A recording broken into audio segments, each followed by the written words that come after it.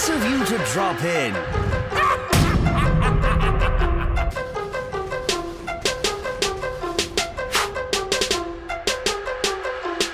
Hello people, I'm the Comic Book Gamer, and today I'm going to be counting down my top 5 personal favorite Elseworlds stories in all of comics. So yeah, for this list, the only limitation I put on it was I'm doing one character per story, so that way, instead of this whole list just being like a ton of like 3 Superman stories and a top 5, there's more variety. So yeah, anyways, on to the list.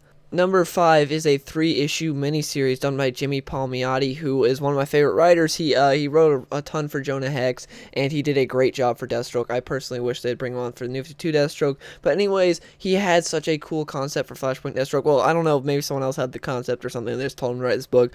But this concept, whoever came up with this, was great. Deathstroke as a pirate on the open seas, and it takes place in the Flashpoint world, so that means you have the Amazons and the Atlanteans at war, and the surface world is just gone to crap. Like, everyone is in between this battle of the Atlanteans and the Amazons, so it's like, oh crap, what's going on? So Deathstroke goes out to the seas. He's a pirate, and he has like all these metahumans as, you know, his shipmates and everything, so that's really cool. Like, he's got not Flash, he's got Clayface on there and stuff, and we even see him like break certain metahumans out of a prison so that, you know, he can recruit them and stuff. And what's happened is this guy has captured his daughter, and so he needs to go and get her back, and a bunch of, you know, hijinks ensues and stuff. And the first issue is fantastic. It's amazing. The next two are good, but they are not as good as the first issue in my opinion. Like, the next 2 issues are good, but they're not great like the first issue. The first issue makes like this whole series worth it. The next 2 issues, don't get me wrong, they are good issues,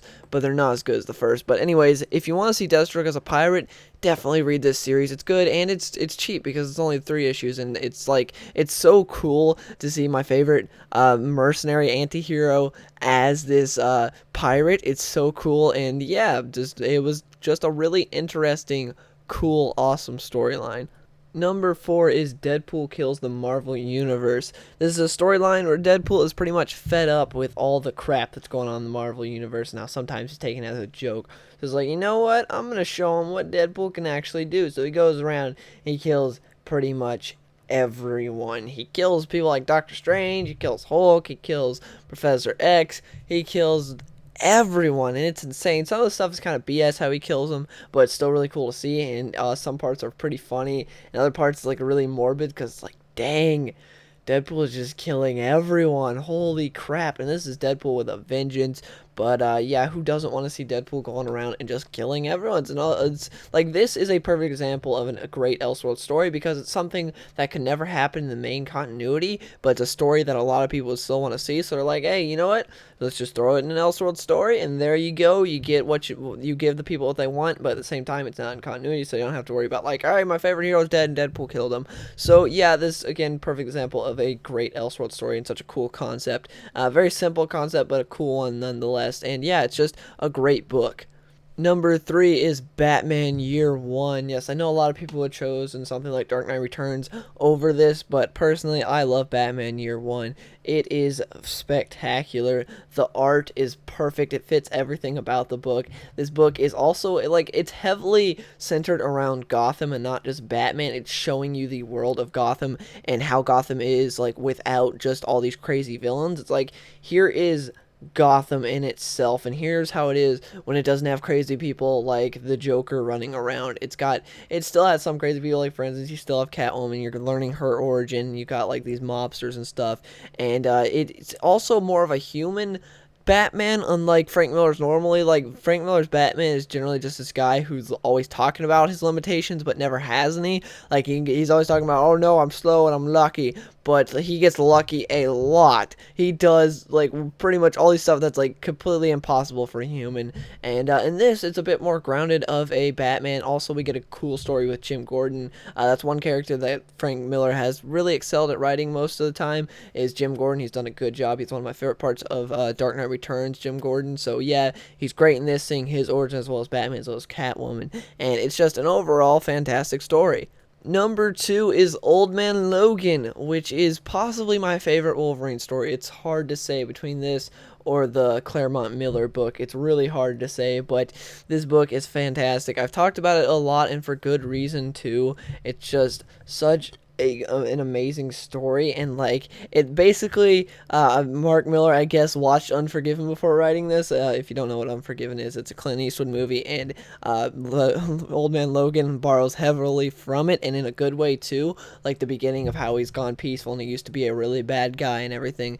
And the story behind this is great because the whole time Wolverine's this pacifist, and he's going on this journey with Hawkeye so he can make some money, and it's like, when's he gonna pop the claws, when's he gonna do something? And then when he finally does, it's great, like, because you've been waiting this whole book for it, and it's like, how's Wolverine gone this long without stabbing someone? What is going on? I want to see him stab someone. And he, he pops out the claws for a good reason too. It's not just like, oh no, they hurt my buddy, time to pop out the claws. No, they do some really messed up stuff. And so Wolverine's like, yep, gotta pop the claws. It's time to take the claws out again. I'm not gonna stand for this anymore. And it's so cool. It's such an interesting world. The world where the these super villains decide, hey, you know what? There's like 30 villains for each one hero. Why don't we all just team up and kill them all? And it worked. Like, I thought that was such an awesome concept. Again, this is another story that's a great example of an Elseworlds story. It's like, this would never happen in main continuity, so just throw in an Elseworlds book, and it makes such an interesting story to see all these villains actually win and take over the world. That's awesome, and Wolverine's one of the few heroes that's still alive, and it makes sense for him to be still alive. And yeah, it's just it's one of my favorite worlds of all time in comics because it's so interesting, like how everything happened and what went down there. But yeah, it's a fantastic, amazing book that you guys should all definitely read. Number 1 is often acclaimed as the best Superman story of all time. I wouldn't go that far, but I would say it is definitely one of the best and is my favorite Elseworlds story of all time, and that is All-Star Superman by Grant Morrison. This book just shows you the character of Superman. I have very few complaints with this book.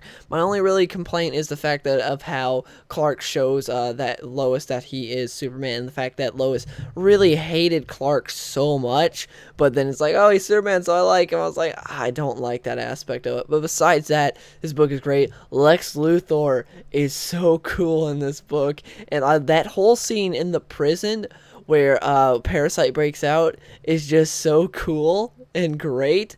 And the first time I read this book was like a really bad part of my life. It was like bad stuff was going on for me, but and I read this book and it really like helped bring me out of it and stuff, like that helped me feel better, I'd say that. And yeah, it was great, and it's such a hopeful book that shows you the character of Superman. It's a big book too. It's like 2 volumes, and definitely everyone who's ever interested in Superman should read this book. It's great. The art is good in my opinion. It's not like my favorite artist, Frank Quitely. He's good, but he's not like my favorite, but he's not bad either. He's like all right, because Superman can be a little weird sometimes, and you get some great scenes in this. For instance, the part where Superman just goes and he stops the girl from committing suicide by just talking to her, and like that's a very interesting aspect of Superman, because a lot of people think, oh, he's punchy, stand there, let the bullets bounce off his chest. No, there's a whole lot more to this character, and that's one of those elements. And yeah, just such a great Superman story that everyone who's